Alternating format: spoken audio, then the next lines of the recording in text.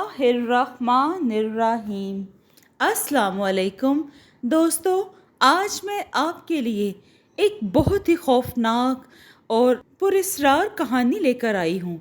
लेकिन कहानी शुरू करने से पहले आप सब दोस्तों से गुजारिश है, अगर आप मेरे चैनल पर नए हैं तो इसे सब्सक्राइब कीजिए और बेल आइकन को ऑल पे कर लें ताकि दिलचस्प और बेहतरीन कहानियों का जो ये सिलसिला है बर वक्त आप तक पहुंचता रहे।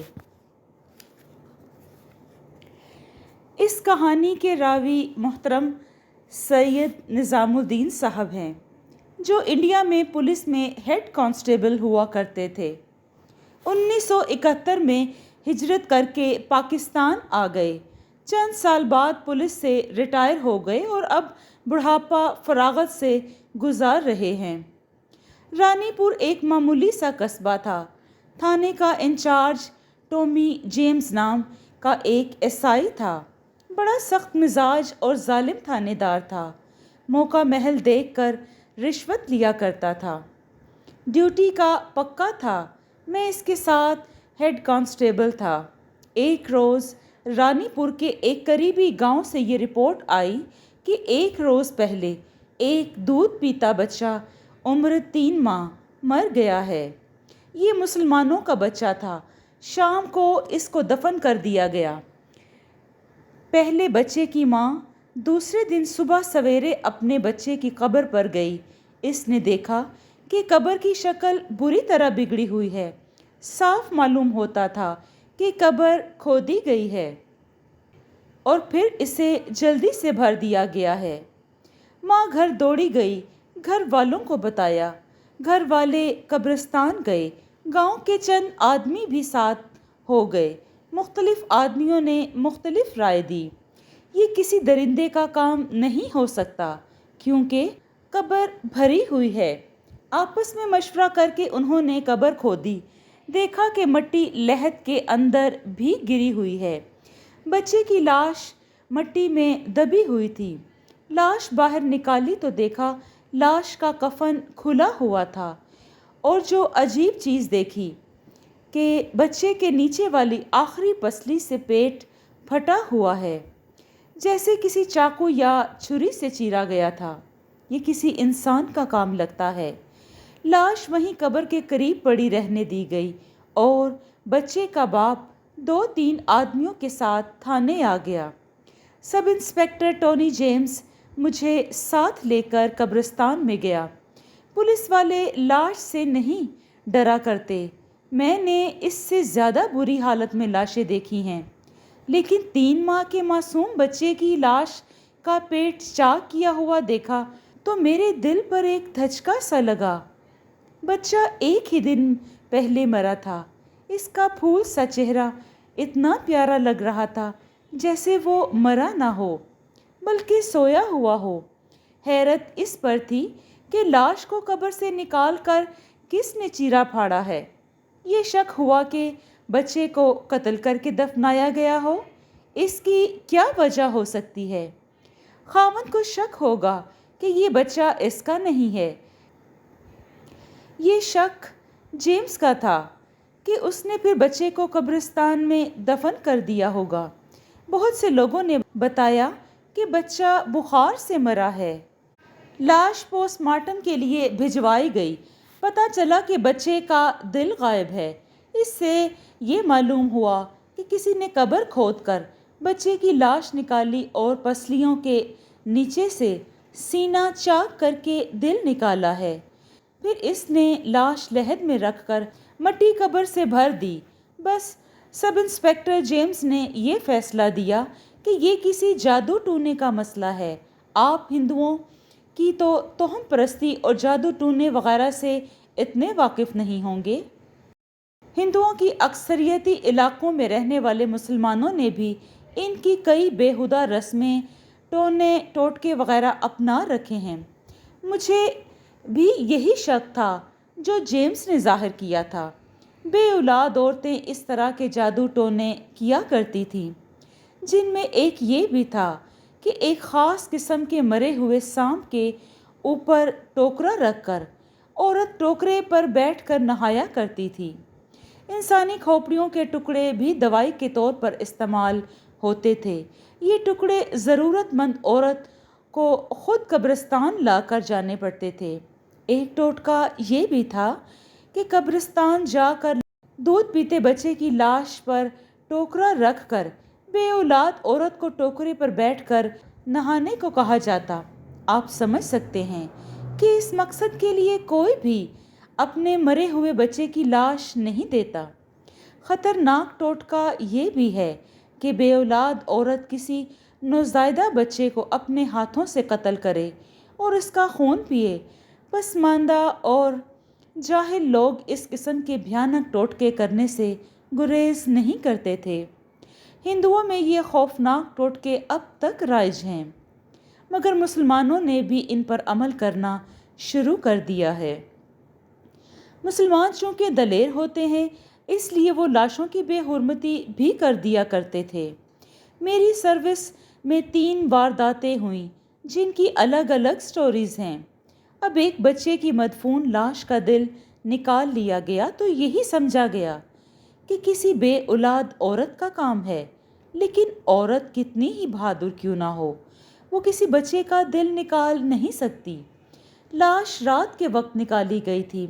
आप जानते हैं कि रात के वक्त कब्रिस्तान में जाने से लोग डरते हैं, मगर इस वारदात में तो लाश निकाली गई और इसकी चीर फाड़ भी की गई। लिहाजा ये काम किसी बहादुर आदमी का था। हमें मालूम था कि सन्यासी और साधु वगैरह जो अक्सर खाना बदोश रहते थे, कब्रिस्तानों से इंसानी हड्डियां उठाकर ले जाया करते थे। ये सन्यासी वगैरह अमूमन वीरानों में, गारों, जंगलों में रहते थे। हाजतमंद खुद इनके पास जाया करते थे। इनका ताल्लुक सिर्फ हिंदू मज़हब के साथ होना था। हिंदू औरतें, ख़ुसूसन बेऔलाद हिंदू औरतें, इनकी बहुत खिदमत करती हैं और बेहयाई की हद तक इन्हें खुश रखती हैं। अफसोसनाक पहलू ये है कि बाज़ मुसलमान भी इनके मुतक़द हो जाते हैं। सब इंस्पेक्टर टोनी जेम्स ने FIR दर्ज करके मुखबरों का जाल फैला दिया कि मुतल्लिका गांव में इन बेऔलाद औरतों को तलाश करें जो औलाद के लिए परेशान होकर जादू टूने कर रही हैं, और जहां कहीं सन्यासी या साधु का डेरा हो तो इसे फ़ौरन इत्तला करें। गांव छोटा नहीं था, लेकिन आखिर गांव ही था। किसी के घर के हालात किसी से छुपे हुए नहीं थे। एक ही दिन में एक बेऔलाद औरत के मुतालिक पता चल गया कि इसने कोई खानका या साधुओं और पंडितों के पास खानका नहीं छोड़ी, ना कोई पीर फ़कीर छोड़ा, और वो सन्यासियों, साधुओं और पंडितों के पास भी जाती रहती है। इसके मुतल्लिक और इसके खावंद के मुतल्लिक, इस ख़ानदान के तमाम अफराद के मुतल्लिक रिपोर्टें ली गईं। किसी रिपोर्ट से ये शक नहीं होता था कि इस ख़ानदान का कोई फ़र्द या औरत इस किस्म का भयानक जुर्म कर सकता है। जेम्स ने गहरी छानबीन की, लेकिन औरत बेगुनाह निकली। मुजरिम या मुजरिमा किसी दूसरे गांव की भी हो सकती है।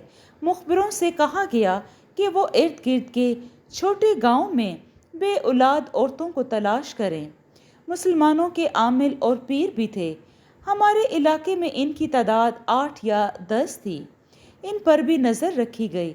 मुखबिरों से कहा गया कि वो इनके पास ये मुराद लेकर जाएं कि इनके औलाद नहीं हुई, कोई तावीज़ दें या कोई टोटका बता दें।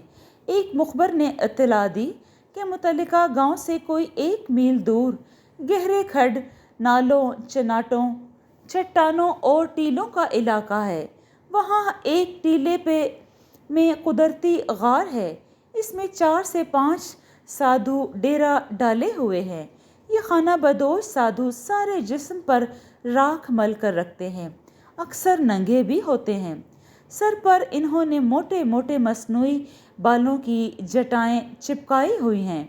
ये लोग जड़ी बूटियों की दवाएं भी बनाते हैं। ये अजीबो गरीब अब भी इंडिया में इसी तरह पर देखे जाते हैं जिस तरह मेरे ज़माने में थे। टोनी जेम्स ने इन 5 साधुओं पर शक किया, لیکن ان پر چھاپا مارنے کی بجائے ان کے پاس ایک مخبر عورت کو بھیجا۔ وہ ایک غریب سے مسلمان کسان کی بیوی تھی۔ اس کا خاوند بھی اپنی بیوی کی طرح بہت چالاک اور ہوشیار آدمی تھا۔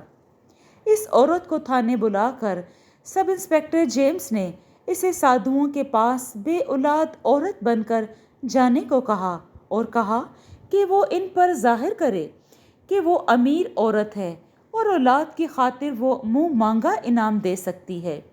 اس عورت کو واردات کا علم تھا، وہ اپنے کام میں ماہر تھی، اسے زیادہ سمجھانے کی ضرورت نہیں پڑی۔ اسی شام جب شام تاریکی میں بدل رہی تھی وہ تھانے آئی۔ میں اسے پہچان نہ سکا۔ اس نے ریشمی کپڑے پہن رکھے تھے، وہ کسی آسودہ حال گھر کی عورت لگتی تھی۔ جیمز اسے اندر لے گیا۔ مجھے ایسا رتبہ حاصل نہ تھا۔ بعد میں مجھے پتہ چلا کہ وہ سادھوؤں کے پاس گئی تھی۔ اس نے ان کے آگے رونے کی اداکاری کی اور سادھوؤں پر اتنا اعتبار جما لیا کہ سادھوؤں نے اسے کوئی ٹوٹکا بتایا تھا۔ ابھی مرے ہوئے بچے کو دل نکالنے کا راز سامنے نہیں آیا تھا۔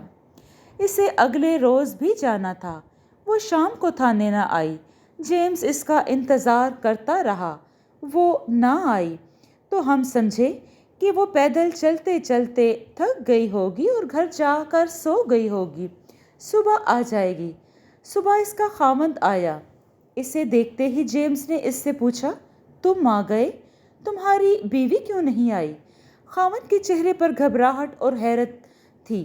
وہ بولا، میں تو اسے یہاں دیکھنے آیا تھا، کیا وہ یہاں نہیں آئی ہے؟ جیمز نے اسے بتایا کہ وہ تھانے میں نہیں آئی، ہم تو یہ سمجھتے تھے کہ وہ گھر چلی گئی ہوگی۔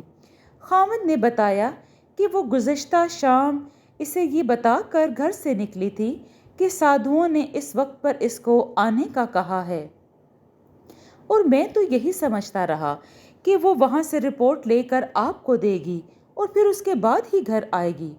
لیکن جب وہ گھر واپس نہیں آئی، وہ تھانے بھی نہیں آئی تھی، تو مجھے پریشانی ہوئی کہ شاید وہ تھانے چلی گئی ہو۔ وہ تھانے بھی نہیں آئی تھی۔ وہ بچی تو نہیں تھی کہ راستہ بھول گئی ہو، وہ یقیناً اغوا ہو گئی تھی۔ وہ اس قابل تھی کہ کوئی بھی اسے اغوا کر کے کہیں دور لے جا کر فروخت کر دیتا۔ جیمز یعنی کہ وہ عورت بہت خوبصورت اور دلکش حسن کی مالک تھی، جوان بھی تھی۔ جیمز دانشمند آدمی تھا۔ اس نے یہ شک ظاہر کیا کہ سادھوؤں کو معلوم ہو گیا ہوگا کہ یہ عورت مخبر ہے اور بچے کے دل کی سراغ رسانی کے لیے ان کے غار میں آئی ہے۔ اس قسم کے سادھوؤں میں پیشہ ور آدمی بھی ہوا کرتے تھے۔ جیمز نے کہا کہ یہ عورت سادھوؤں کے ساتھ دل والے ٹوٹکے کی ہو سکتا ہے کہ اس نے بات کی ہو، اسی لیے انہوں نے اس پر شک کیا ہوگا اور اسے غائب کروا دیا ہو۔ ٹونی جیمز نے اسی وقت سادھوؤں پر چھاپا مارنے کا انتظام کیا۔ آگے آگے دیہاتی مخبر بھیجے تاکہ وہ سادھوؤں پر نظر رکھیں اور اگر وہ چھاپے سے پہلے ہی کہیں بھاگنے کی کوشش کریں تو انہیں پکڑ لیا جائے۔ وہ علاقہ ایسا تھا کہ دور سے نظر نہیں آ سکتا تھا کہ پولیس آ رہی ہے۔ چھاپا مارا گیا۔ میں بھی ہمراہ تھا۔ تمام سادھو غار میں موجود تھے۔ جیمز نے انہیں غار سے باہر نکال دیا۔ یہ غار اونچا تھا۔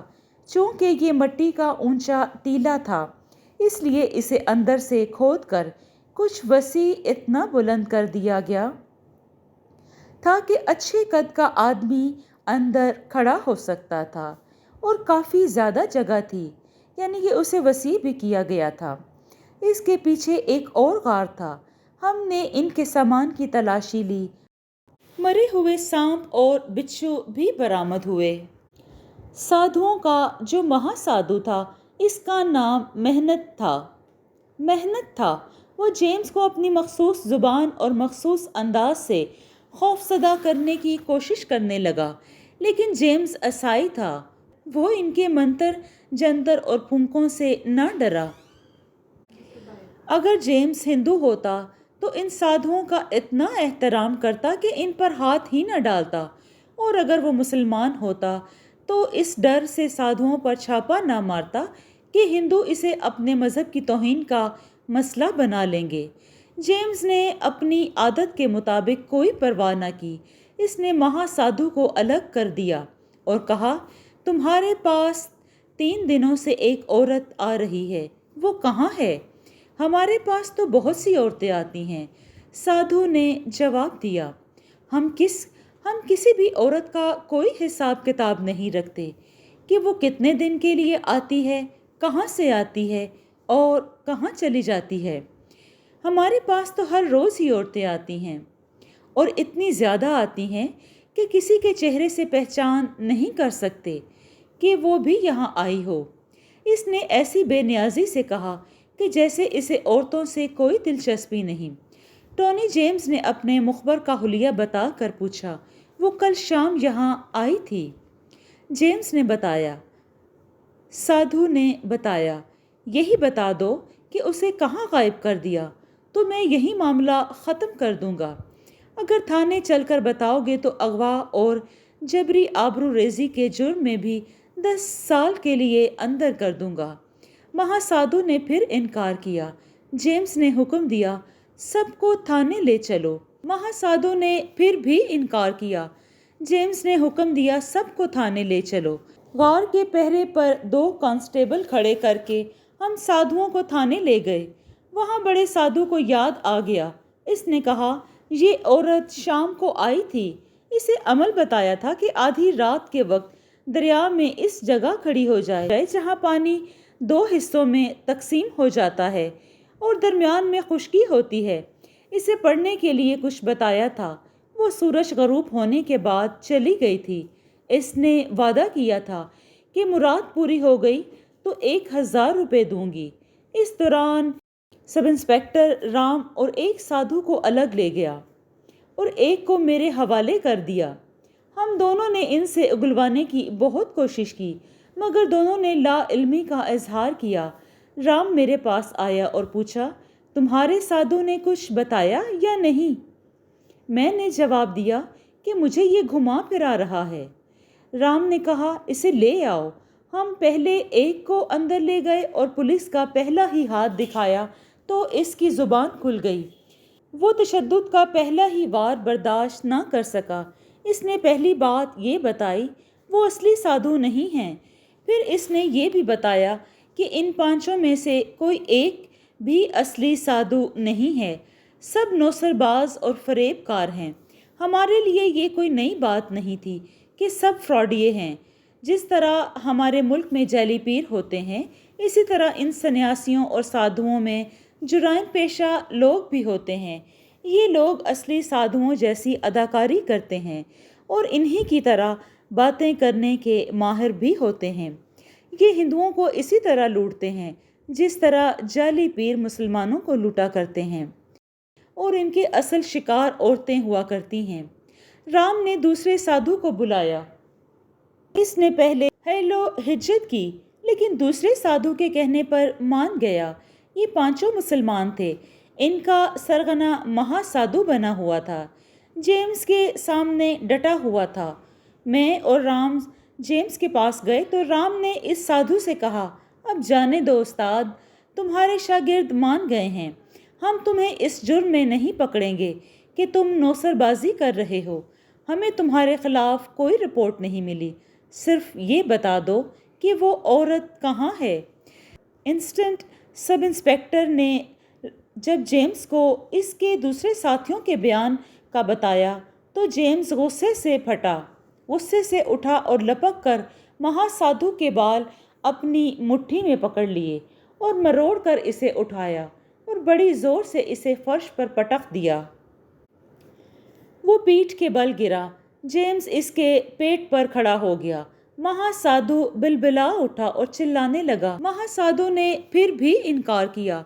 جیمز نے حکم دیا، سب کو تھانے لے چلو۔ غار کے پہرے پر 2 کانسٹیبل کھڑے کر کے ہم سادھوؤں کو تھانے لے گئے۔ وہاں بڑے سادھو کو یاد آ گیا۔ اس نے کہا، یہ عورت شام کو آئی تھی۔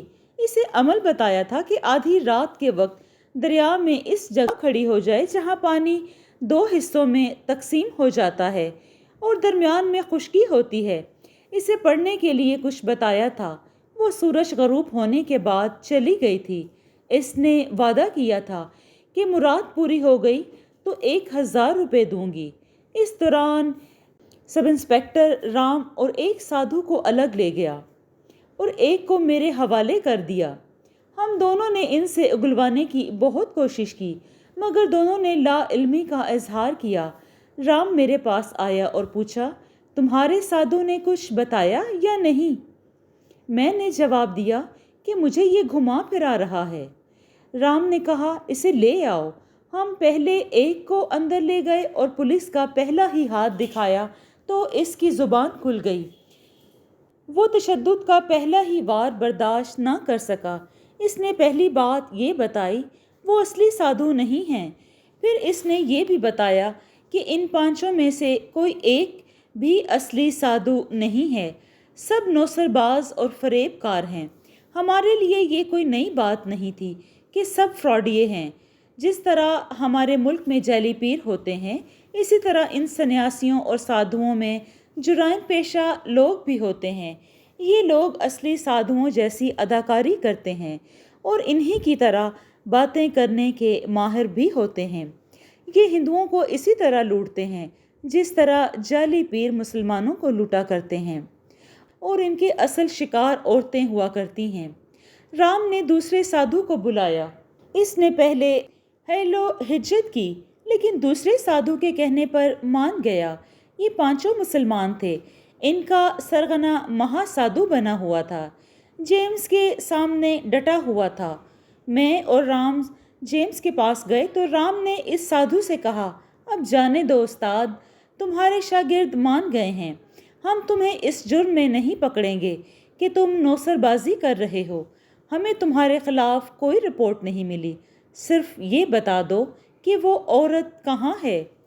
انسٹنٹ سب انسپکٹر نے جب جیمز کو اس کے دوسرے ساتھیوں کے بیان کا بتایا تو جیمز غصے سے اٹھا اور لپک کر مہا سادھو کے بال اپنی مٹھی میں پکڑ لیے اور مروڑ کر اسے اٹھایا اور بڑی زور سے اسے فرش پر پٹک دیا۔ وہ پیٹھ کے بل گرا۔ جیمز اس کے پیٹ پر کھڑا ہو گیا۔ مہا سادھو بلبلا اٹھا اور چلانے لگا، وہ ٹھیک کہتے ہیں، میں سادھو نہیں ہوں، چھوڑ دیں مجھے۔ اس نے بتایا، یہ عورت ان کے غار میں جاتی رہی ہے، گمشدگی کی شام بھی آئی تھی، پھر چلی گئی۔ سادھو نے کوئی نئی بات نہ بتائی۔ اس نے یہ بھی بتایا کہ اس عورت کی نیت خراب تھی لیکن عورت اتنی چالاک تھی کہ آسانی سے ہاتھ آنے والی نہیں تھی۔ جیمز نے اس پر بہت جرح کی، تشدد سے ڈرایا دھمکایا بھی، مگر وہ اسی بیان پر قائم رہا جو وہ دے چکا تھا۔ 5-6 گھنٹے اسی ایک آدمی پر صرف ہو گئے۔ دوسرے سادھوؤں سے الگ الگ تحقیقات کی گئیں، انہوں نے بھی کوئی فالتو بات نہ بتائی۔ وہ اپنے جرائم کی پوری سٹوری سناتے رہے۔ انہوں نے گن گن کر وہ ہندو عورتیں بتائیں جنہوں سے انہوں نے مال اور ان کی عزت لوٹی تھی۔ انہوں نے جو رقم لوٹی وہ بھی بتائی۔ ہماری مخبر عورت کے متعلق انہوں نے یہی بتایا تھا کہ اس سے بھی رقم بٹورنا اور اسے خراب کرنا چاہتے تھے۔ اغوا یا قتل کے جرائم شامل نہ تھا۔ ان کے سرغنہ نے کہا کہ ان کے پاس خوبصورت لڑکیاں آتی رہتی ہیں، ان میں سے 1-2 کو آسانی سے غائب کر کے آگے چلایا جا سکتا تھا، قیمت بھی اچھی ملتی۔ رات کو یہ یقین ہونے لگا کہ ان مجرموں نے عورت کو غائب نہیں کیا۔ اب یہ شک ہونے لگا کہ ہماری عورت شام کے بعد سادھوؤں کے غار سے نکلی اور رات میں کسی رہزن یا بردہ فروش کے ہاتھ لگ گئی۔ ان سے پوچھا گیا کہ وہ کس راستے سے واپس گئی تھی۔ 5 سادھو اتنا ڈرے ہوئے تھے کہ بات کرتے ان کی زبانیں کانپتی تھیں۔ ان میں سے ایک سادھو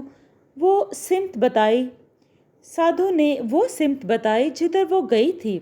جیمز نے اسے سوالوں کے جال میں پھنسا کر ایک کارآمد سراغ حاصل کر لیا۔ اس سادھو نے بتایا کہ جب عورت غار سے نکلی تو وہ باہر کھڑا تھا۔ اس عورت کو اپنی نوسر بازی کے جال میں اچھی طرح پھانسنے کے لیے اس نے بتانا شروع کر دیا کہ ان کا مہا سادھو معجزے کر سکتا ہے، اور یہ کہ سادھو اس سے جو فرمائش کرے وہ اسے پوری کر دے۔ وہ 15-20 قدم اس عورت کے ساتھ چلا، پھر عورت چلی گئی۔ سادھو کو کچھ دور آگے کسی مرد کی آواز سنائی دی۔ ویرانے میں اور رات کی خاموشی میں آواز بڑی صاف تھی۔ کوئی آدمی کہہ رہا تھا، ارے تم ادھر ویرانے میں کیا لینے آئی ہو؟ عورت نے ہنس کر کہا، تم کدھر جا رہے ہو؟ آدمی کی آواز آئی، ارے نیک بخت، اکیلی جاؤ گی؟ چلو میں تمہارے ساتھ چلتا ہوں۔ دونوں کے ہنسنے کی آوازیں سنائی دیں۔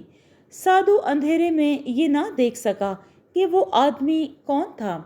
سادھو نے پہلے یہ بات نہیں بتائی تھی۔ نہ بتانے کی وجہ اس نے یہ بتائی کہ وہ پولیس سے ڈرتا تھا۔ سب انسپکٹر جیمز کا شک تھا کہ وہ آدمی اس عورت کا خاوند ہوگا۔ اس عورت کو بدکاری کے شک میں قتل کر دیا ہو شاید، مگر خاوند نہیں تھا تو کوئی ایسا آدمی ہوگا جسے عورت اچھی طرح جانتی ہوگی۔ اس وقت اس کا خاوند تھانے میں موجود تھا۔ اس سے پوچھا گیا کہ وہ رات گھر سے کہیں باہر گیا تھا۔ اس نے بتایا کہ وہ اپنے 2 چھوٹے چھوٹے بچوں کو چھوڑ کر کہیں نہیں جا سکتا تھا۔ اس سے یہ بھی پوچھا گیا کہ گاؤں میں کوئی ایسا آدمی ہے جس کی اس کی بیوی کے ساتھ زیادہ بے تکلفی ہو۔ اس میں خاوند نے 5-6 نام بتائے۔ یہ مسئلہ تو الگ رہ گیا تھا کہ مرے ہوئے بچے کے سینے سے دل کس نے نکالا تھا۔ اب اس عورت کے اغوا کا مسئلہ پریشان کرنے لگا۔ جیمز نے 2 مخبروں کو بلایا اور انہیں اس جگہ لے گیا جہاں سادھو کے بیان کے مطابق اس عورت کو وہ آدمی ملا تھا۔ سادھو بھی ساتھ تھا۔ وہاں سے اس نے وہ سمت بتائی جدھر سے وہ آوازیں سنائی دے رہی تھیں۔ وہاں سے مخبر تلاش میں چل دیے۔ عورت کے ہمراہ جیمز بھی تھا۔ تقریباً 100 گز چلنے کے بعد پتھریلی زمین آ گئی۔ کوئی 2 فرلانگ دور گدھوں کا رش دکھائی دیا۔ جیمز شک کی بنا پر ادھر چل پڑا۔ اچانک سامنے ایک کتا آتا دکھائی دیا۔ قریب آنے پر دیکھا کہ اس کے منہ میں کسی انسان کا بازو دبا ہوا تھا جو کوہنی سے الگ تھا۔ ہمارے ایک کانسٹیبل نے پتھر مار کر کتے کو مار بھگایا۔ ہم سب نے کتے کو گھیرنے کی کوشش کی اور اسے پتھر بھی مارتے رہے۔ اس کے منہ سے بازو گر پڑا جو ایک کانسٹیبل نے اٹھا لیا۔ یہ کسی عورت کا بازو تھا۔ کتا ادھر سے آیا تھا جہاں گدھوں کا غول نظر آ رہا تھا۔ قریب جانے پر دیکھا گدھ ایک کھڈے میں بھرے ہوئے ہیں۔ ہم نے پتھر مار مار کر گدھوں کو اڑایا۔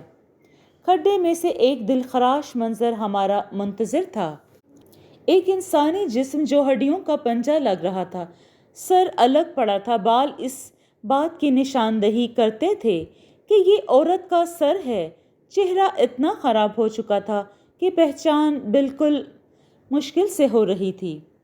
کپڑوں سے یہ شناخت ہوئی کہ یہ ہماری مخبر عورت تھی۔ جسم کے باقی حصوں کی یہ حالت تھی کہ صرف ہڈیاں رہ گئی تھیں۔ دونوں ٹانگیں اور بازو الگ ہو چکے تھے۔ ایک بازو کتا اٹھا کر لے گیا تھا جو اب ہمارے پاس تھا۔ کہیں کہیں گوشت نظر آتا تھا۔ گدھوں نے گوشت کا بالکل صفایا کر دیا تھا۔ کھڈ میں ایک گڑھا تھا۔ مٹی کچی تھی۔ ہم دیکھتے ہی جان گئے کہ گدھوں نے لاش اس گڑھے سے نکالی ہے۔ گڑھا زیادہ گہرا نہیں تھا۔ لاش کی حالت ایسی تھی کہ یہ معلوم کرنا ناممکن تھا کہ اسے کس طرح قتل کیا گیا ہے اور قتل سے پہلے اس کے ساتھ کیا سلوک کیا گیا ہے۔ اس عورت کا خاوند ساتھ تھا۔ اس نے بھی کپڑوں کے ٹکڑوں اور جوتی سے پہچان لیا کہ یہ ہڈیاں اور جسم کے ٹکڑے اس کی بیوی کے ہیں۔ ہڈیوں میں غور سے دیکھا تو زیورات کی 2-3 چیزیں مل گئیں۔ اس سے ظاہر ہوتا تھا کہ قاتل رہزن نہیں تھا، ورنہ وہ سونے کی انگوٹھی اور زیورات چھوڑ کر نہ جاتا۔ قتل کی وجہ کچھ اور ہو سکتی تھی۔ اور وجہ کیا تھی؟ پہلا شبہ خامد پر تھا، دوسرا شبہ اس آدمی پر تھا جس کے اس عورت کے ساتھ تعلقات تھے۔ سادھو نے اندھیرے میں جو باتیں سنی تھیں اس سے معلوم ہوتا تھا کہ یہ آدمی مقتولہ کے ساتھ بے تکلف تھا۔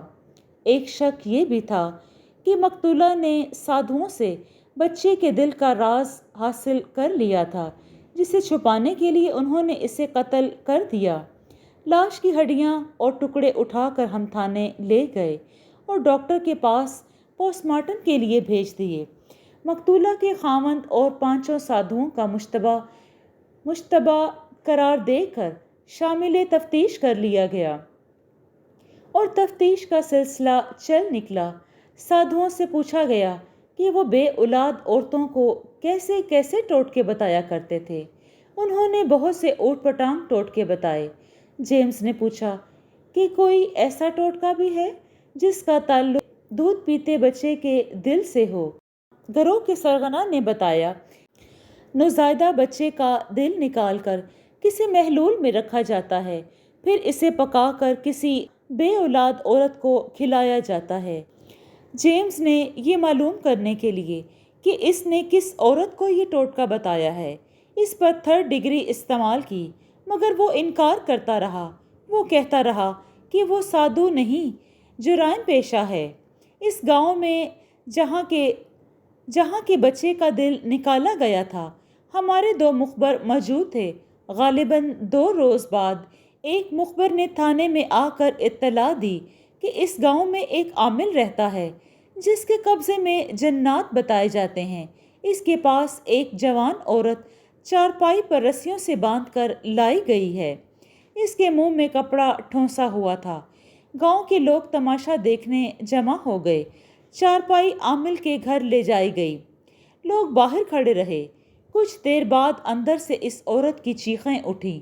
وہ چلا چلا کر کہہ رہی تھی، میرا دل نکالو، میرا دل کھا لو، میرا دل نکالو، میرا دل کھا جاؤ۔ اس کا منہ شاید پھر بند کر دیا گیا تھا۔ بہت دیر بعد اس طرح چارپائی کے ساتھ باندھ دیا گیا۔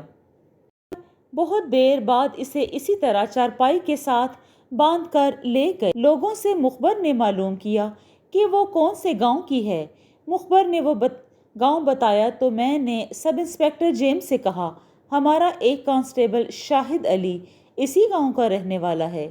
کسی عورت کو اس حالت میں کسی عامل کے پاس لے جانا کوئی عجوبہ نہیں تھا۔ عورت پاگل ہوگی، ہسٹریا کی مریضہ ہوگی یا وہ جنات کے قبضے میں ہوگی۔ لیکن جیمز کا دماغ ان الفاظ پر اٹک گیا، میرا دل نکالو، میرا دل کھا لو۔ وہ عقل مند آدمی تھا۔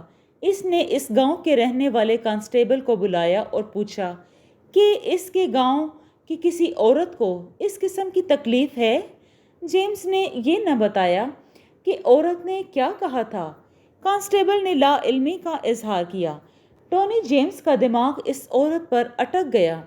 عامل کو تھانے بلایا جا سکتا تھا، لیکن جیمز نے رام سے کہا کہ وہ رات عامل کے گھر جائے اور اسے معلوم کرے کہ اس عورت کو کیا عارضہ تھا۔ رام کے ساتھ میں بتا نہیں سکتا کہ اس کی آنکھوں میں کوئی جادو تھا یا کوئی اثر تھا۔ یوں محسوس ہوتا تھا جیسے اس کی نظریں میرے جسم کے پار ہو رہی ہیں۔ آدمی بڑا کائیا لگتا تھا۔ وہ دوائیاں بھی دیتا تھا اور تعویذ بھی، اور تو اور جن نکالنے میں بھی مشہور تھا۔ رامز نے اس سے پوچھا، آپ کے پاس جس عورت کو لایا گیا تھا اسے کیا تھا؟ اس پر ایک بدماش جن کا قبضہ ہے، نکل جائے گا، عامل نے جواب دیا۔ رام نے چند اور باتیں پوچھی تو عامل نے اپنے مخصوص انداز میں جواب دیے اور وجدانی لہجے میں کہا، ہم نے تو دیو نکال دیے ہیں، یہ تو معمولی جن ہے، آپ فکر نہ کریں۔ میں آپ سے اس عورت کی خیریت معلوم کرنے نہیں آیا، رام بولا، میں آپ سے مشورہ اور رہنمائی لینے آیا ہوں۔ مجھے یہ بتائیں کہ عورت پاگل تو نہیں؟ نہیں جی، 16 آنے جن ہے، اس نے جواب دیا۔ یہ دل کا کیا معاملہ ہے؟ رام نے پوچھا، کس کا دل؟ کس نے نکالا ہے اور کون کس کا دل کھانا چاہتا ہے؟ عامل چونکا اور بولا، آپ اس بچے والی واردات کی تفتیش کے لیے آئے ہیں؟ جی جی بالکل، رام بولا۔ میں اسی سلسلے میں آپ کی مدد حاصل کرنے آیا ہوں۔ میں نے سنا ہے کہ جن اس قسم کے معمے حل کر دیا کرتے ہیں۔ اگر آپ کے پاس جن دھوکہ ہیں تو مجھے اس سوال کا جواب دیں، اس عورت نے یہ کیوں کہا تھا کہ میرا دل نکالو، میرا دل کھا لو؟ عامل گہری سوچ میں ڈوب گیا۔ اس نے سر جھکا لیا۔ اس نے جنات کو حاضر کرنے کی بات نہ کی۔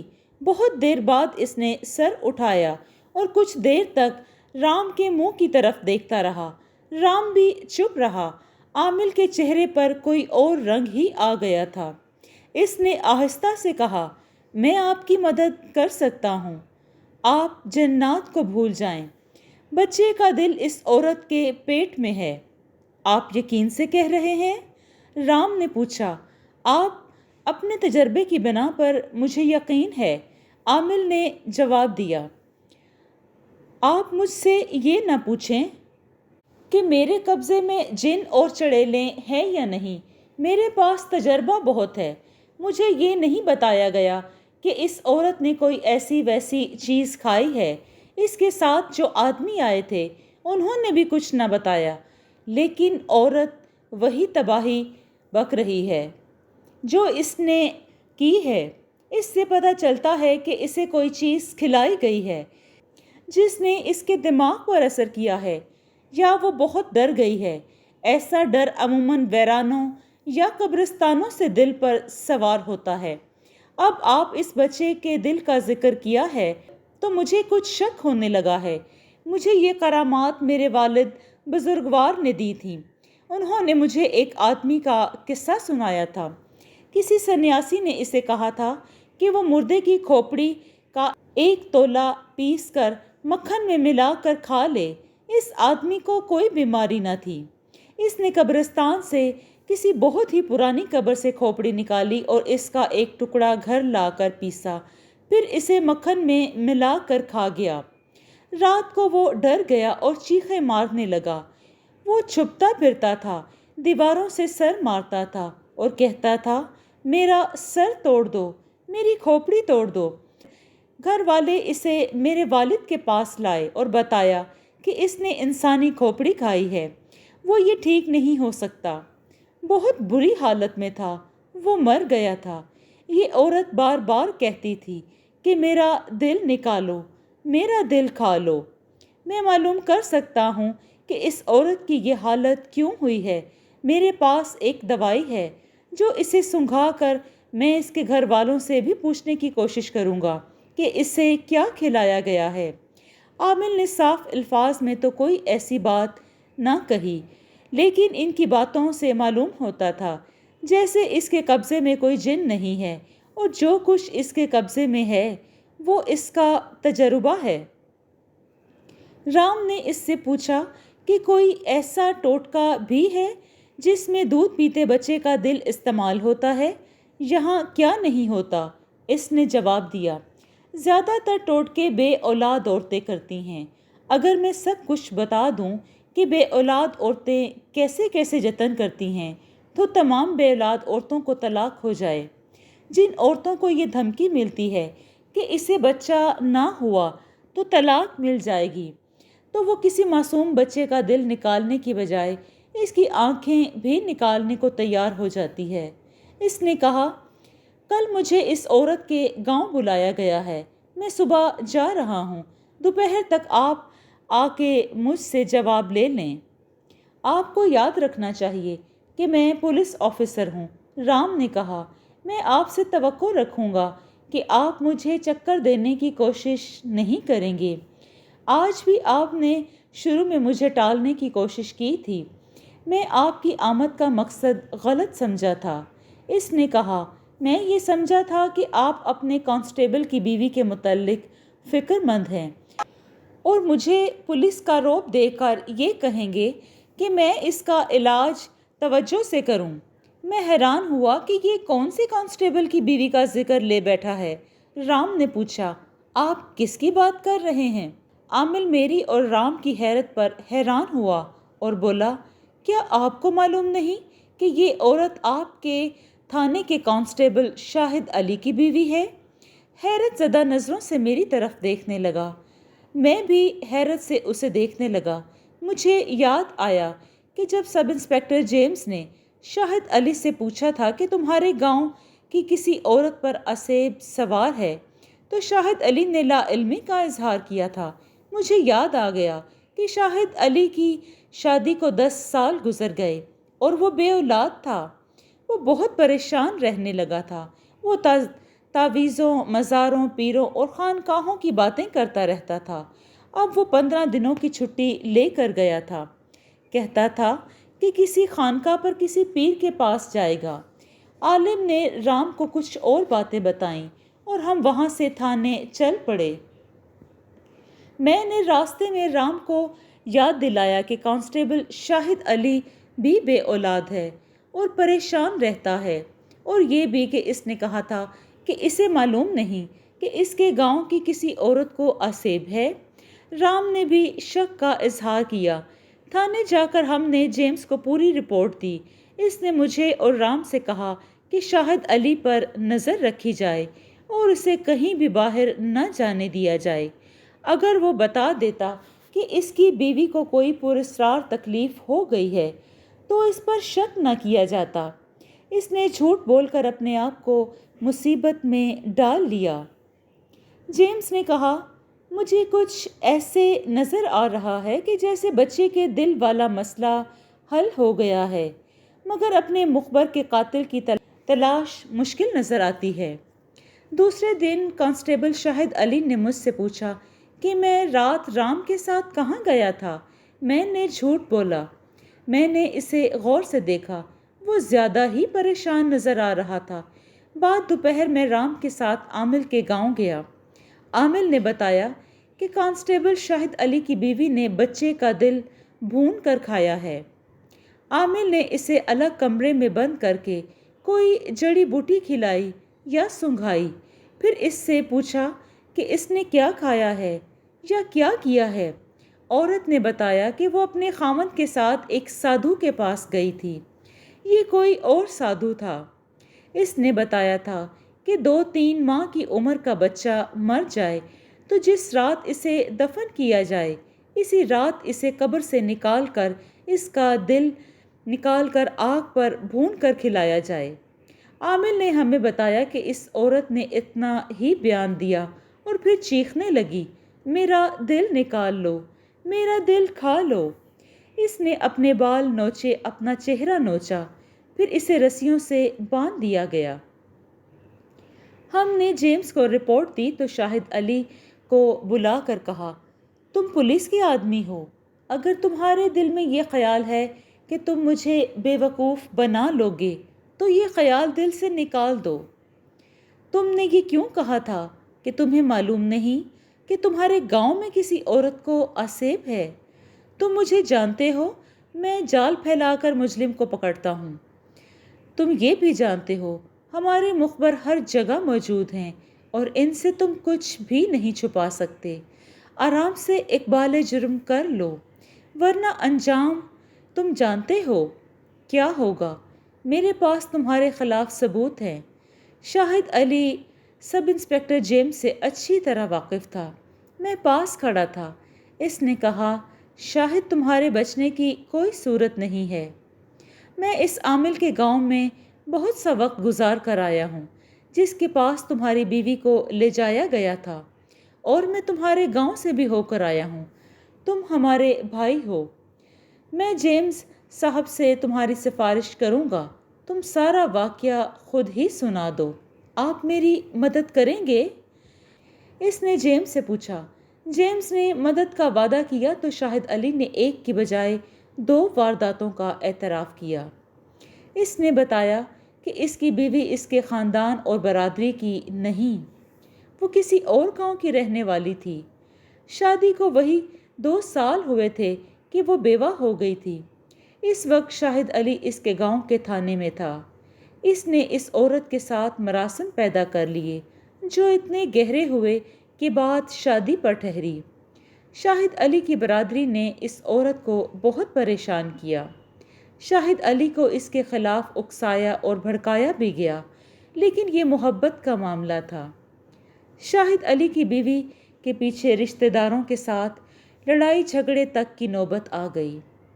شاہد علی دلیر آدمی تھا اور پولیس کانسٹیبل بھی تھا۔ اس نے سب کو دبا لیا۔ 3 سے 4 سال گزر گئے، مگر اس کے ہاں اولاد نہ ہوئی۔ یہ اس کی بیوی کا جرم تھا، جو کسی بھی بیوی کے سسرال والے معاف نہیں کیا کرتے۔ شاہد علی کے والدین نے ایک بار پھر چمگوئیاں شروع کر دیں۔ 7 رشتہ دار بھی مل گئے۔ شاہد علی حکیموں اور سیانوں کے پاس گیا، جس نے جو نسخہ یا طریقہ بتایا اس نے آزمایا، مگر نتیجہ وہی 0 رہا اور سال گزرتے چلے گئے۔ آپ جانتے ہیں کہ جس مرد کی اولاد نہ ہو اور اس میں اپنی مردانگی کی توہین سمجھتا ہے، اس لیے بے اولاد عورت کو طلاق مل جاتی ہے، نقص خواہ خاوند میں ہی ہو۔ شاہد علی کے دل میں بیوی کی محبت اتنی گہری اتری ہوئی تھی کہ اس نے طلاق کا نام دل میں نہ آنے دیا۔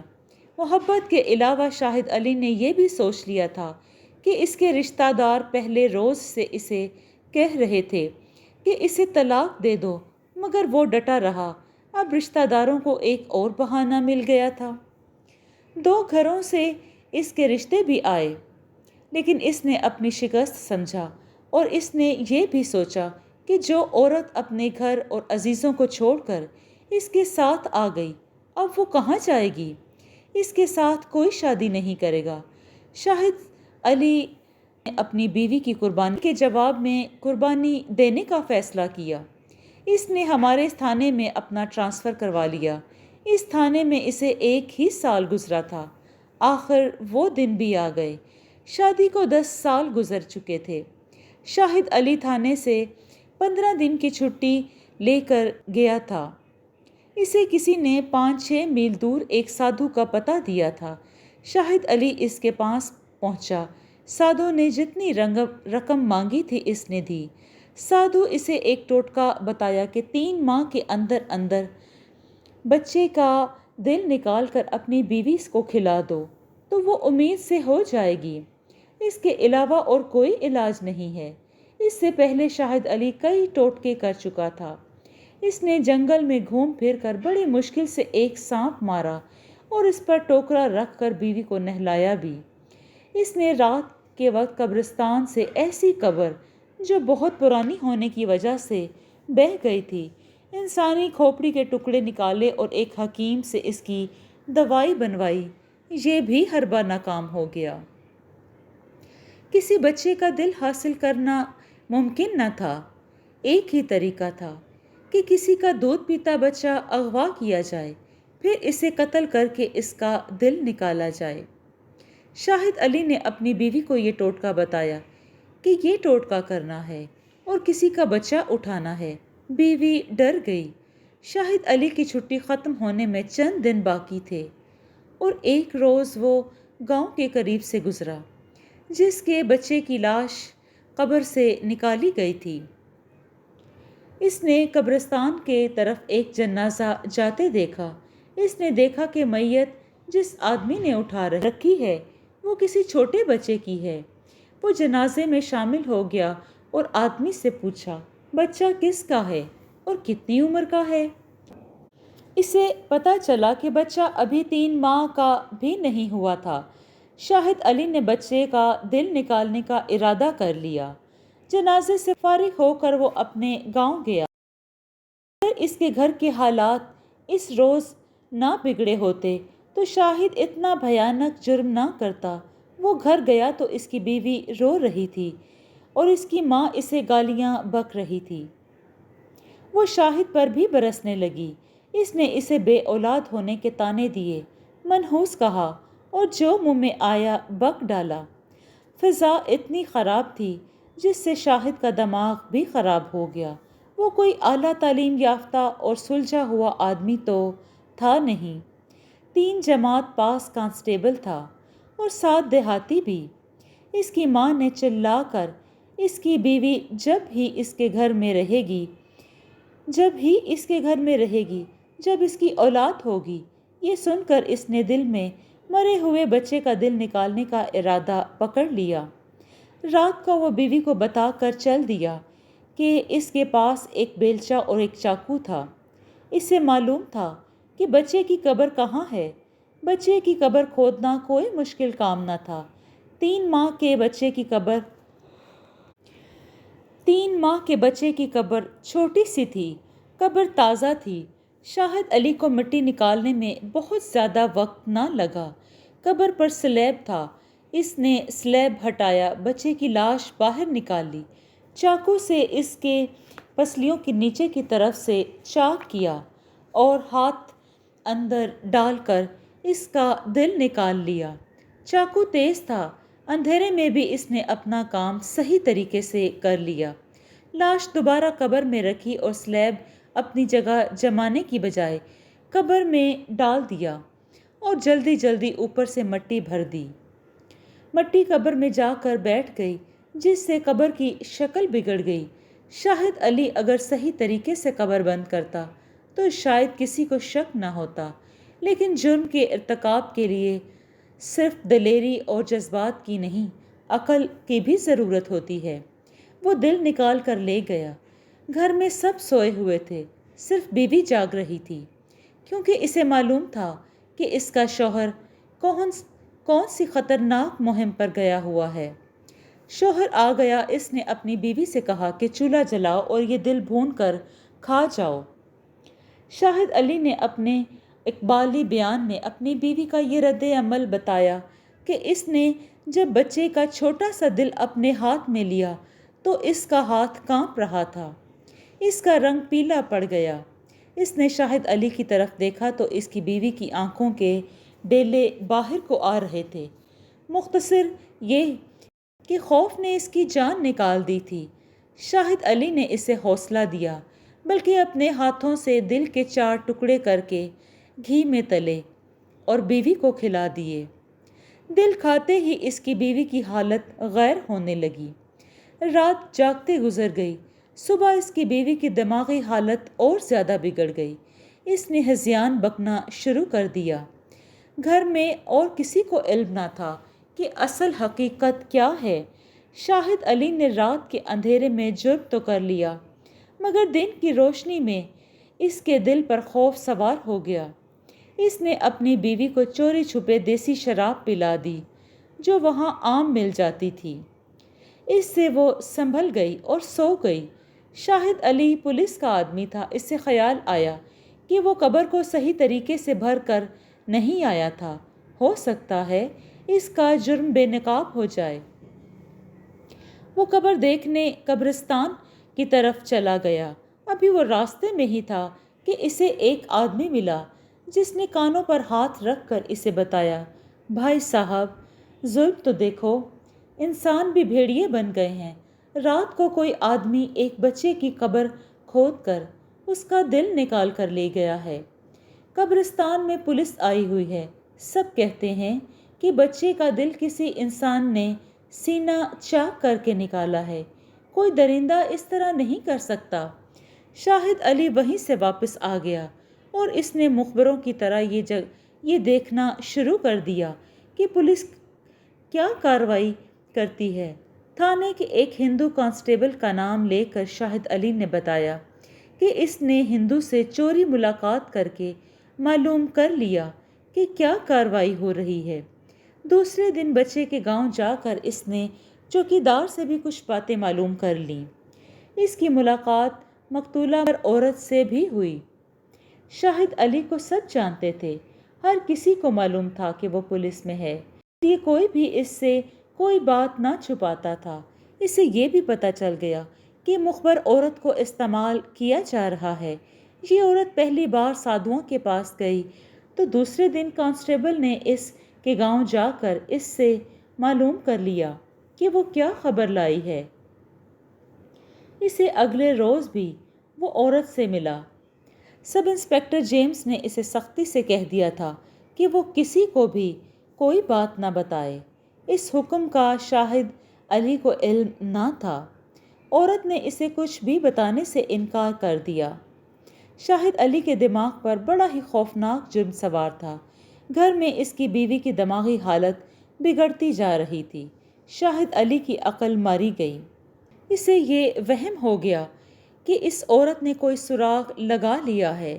تیسرے دن وہ اس غار کے قریب کہیں چھپ گیا جس میں یہ سادھو رہتے تھے۔ شاہد علی نے اسے غار کی طرف جاتے دیکھا۔ واپسی کے وقت اندھیرا ہو گیا تھا۔ عورت واپس آئی تو راستے میں شاہد علی سے ٹکراؤ ہو گیا۔ عورت نے اسے پہچان لیا اور ان کے درمیان وہ باتیں ہوئیں جو ایک سادھو نے سنی تھیں۔ انہی باتوں سے ہم نے اندازہ لگایا کہ عورت کو ایک ایسا آدمی ملا جو اسے اچھی طرح جانتا تھا۔ شاہد علی نے اس سے کہا کہ وہ رات کے وقت اس خطرناک جگہ سے اکیلی نہ جائے، وہ اس کے ساتھ چلے گا۔ اس عورت کو ایک اور راستے پر یہ کہہ کر ڈال دیا کہ یہ چھوٹا راستہ ہے، اور پھر عورت سے پوچھا کہ وہ کیا حاصل کر چکی ہے۔ عورت نے اسے بتایا کہ سب انسپکٹر نے اسے بڑا سخت حکم دیا ہے کہ کسی کو کچھ نہ بتانا۔ شاہد علی نے عقل سے کام لیا، پولیس کا رعب جھاڑا۔ عورت بگڑ گئی۔ اس نے کہا، تم 2 ٹکے کے سپاہی ہو، میں تو سب انسپکٹر بھی مٹھی میں رکھتی ہوں۔ شاہد علی اور زیادہ رعب جھاڑ کر کہا، بتاؤ تمہاری رپورٹ کیا ہے؟ عورت نے جواب دیا، تم کیوں اتنی دلچسپی لے رہے ہو؟ گاؤں آ کر جاسوسی کرتے ہو، اب پھر میرے پیچھے پڑ گئے ہو۔ تم شاید ملزم کو جانتے ہو۔ تکرار اور بڑھی تو عورت نے کہا، میں انسپکٹر کو بتاؤں گی کہ تم مجھ سے پوچھ گچھ کرتے ہو۔ شاہد علی نے بات بگڑتی دیکھی تو چھلانگ لگا کر مخبر عورت کی گردن دبوچ لی اور اسے جان سے مار دیا، کیونکہ وہ اسی ارادے سے آیا تھا۔ اس نے ہاتھ میں گز بھر لمبا موٹا ڈنڈا تھا جس کے ساتھ نیزے کی انی لگی ہوئی تھی۔ اس نے لاش کندھوں پر اٹھائی اور ایک گہرے کھڈ میں اتر گیا۔ پتھریلی زمین نہیں تھی۔ اس نے برچھی سے زمین کھودی اور لاش وہاں رکھی اور اوپر سے مٹی ڈال دی۔ گھڑا گہرا نہیں تھا اور وہ گھر چلا گیا۔ اس نے بیوی کو نہ بتایا کہ وہ کیا کارنامہ سر انجام دے کر آ رہا ہے۔ بیوی کو تو ہوش ہی نہ تھا کہ اس کا شوہر گھر میں ہے یا کہاں ہے۔ وہ ہذیانی حالت میں مبتلا تھی۔ اسی روز اس کی یہ حالت ہو گئی کہ اپنے بال اور چہرہ نوچنے لگی، اپنے کپڑے پھاڑ ڈالے اور چلانے لگی، میرا دل نکالو، میرا دل کھا لو۔ شاہد علی کی اپنی حالت بھی بگڑنے لگی۔ اسی رات اس نے خواب میں ایک بچہ دیکھا جس کی عمر 3 ماہ کے قریب تھی۔ بچہ اس کے سینے پر لیٹا ہوا تھا۔ وہ کبھی ہنستا، کبھی روتا، پھر بچہ اس کے سینے میں داخل ہو گیا۔ شاہد علی کی آنکھ کھل گئی۔ وہ اتنا ڈرا ہوا تھا کہ اس کا سارا جسم پسینے میں ڈوب گیا۔ اس کی بیوی سو گئی تھی، وہ بھی اچانک اٹھ گئی اور چیخنے چلانے لگی۔ گھر والے جاگ اٹھے۔ گاؤں کے آس پڑوس کی 3-4 عورتیں بھی آ گئیں۔ اس وقت تک اسی گاؤں میں ایک آدمی اس کی بیوی پر دم درود کرتا رہا۔ اس نے بتایا کہ تمہاری بیوی پر آسیب ہے۔ پھر اسے ایک اور جگہ لے گئے۔ وہاں سے تعویذ ملے اور تصدیق ہوئی کہ واقعی آسیب ہے۔ اس کے بعد عامل کی باری آئی جو اس بچے کے گاؤں میں رہتا تھا۔ اب تو عورت کی حالت اتنی بگڑ گئی تھی کہ مردوں کے قابو میں نہیں آتی تھی۔ تمام گاؤں والے اسے آسیب زدہ سمجھ رہے تھے۔ شاہد علی کی چھٹی ختم ہو گئی تھی، وہ شکست خوردہ ہو گیا تھا۔ اس کی دلیری اور جواں مردی جواب دے گئی تھی۔ یہی وجہ تھی کہ اس نے اقبال جرم کرنے میں دیر نہیں لگائی، ورنہ پولیس کے کسی آدمی سے اقبال جرم کروانا اتنا آسان نہیں ہوتا۔ عامل نے ہماری بہت مدد کی۔ اس نے اپنی دوائی ڈاکٹر کو بھی دکھائی جو اس نے شاہد علی کی بیوی کو دی تھی۔ وہ کہتا تھا کہ اس کا اثر عارضی ہوتا ہے۔ اس کے علاوہ اس نے کمرے میں مریضہ کو تنہا رکھ کر کہا تھا کہ جب تک وہ بتائے گی نہیں کہ اس نے کیا کھایا ہے یا کیا غلط حرکت کی ہے، اس کی جان پر عذاب رہے گا۔ اس نے بتایا کہ اس کے شوہر نے اسے انسانی بچے کا دل کھلایا ہے۔ سب انسپکٹر جیمز نے شاہد علی سے وعدہ کیا تھا کہ اس کی مدد کرے گا۔ لیکن شاہد علی کے دونوں جرائم اتنے بھیانک تھے کہ جیمز نے پوری محنت اور دیانتداری سے کیس تیار کیا۔ شاہد علی کو بچے کا دل نکالنے کے جرم میں 10 سال قید اور قتل کے جرم میں عمر قید ہوئی۔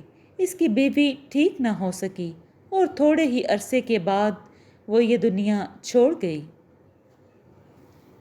جی دوستو، آپ کو یہ کہانی کیسی لگی؟ اگر آپ کو یہ کہانی پسند آئی ہے تو اس کو لائک اور شیئر کیجیے اور کمنٹ میں اپنی رائے کا اظہار ضرور دیں۔ خوش رہیں، اپنا اور اپنوں کا بہت سا خیال رکھیں۔ شکریہ۔